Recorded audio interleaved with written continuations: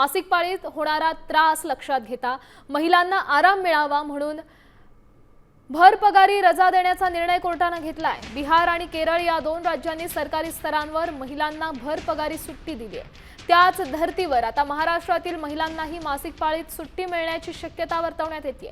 याच संदर्भात आरोग्य मंत्री प्रकाश आंबेडकरांनी विधानसभेत माहिती दिली आहे। पाहूया। सर्वोच्च न्यायालयाच्या खंडपीठाने मासिक पाळीमध्ये रजा देण्यात यावी याबाबत सरकारने गांभीर्याने विचार करावा आणि त्यासाठी एखादी समिती नेमावी असं स्पष्टपणाने पर्डीवाला नावाचे जज होते त्यांनी सांगितलेलं आहे।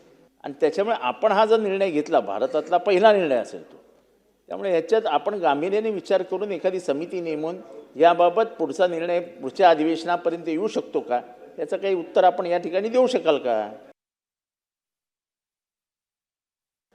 अध्यक्ष महोदय, सन्मान्य सदस्यांनी सांगितल्याप्रमाणे सर्वोच्च न्यायालयाचा जो निकाल असेल आणि त्या निकालाच्या पद्धतीने एक समिती आम्ही नेमू आणि निश्चितपणाने त्याच्यात जर आपल्याला काय चांगल्या पद्धतीने काम करता येईल तर ते आपण करू।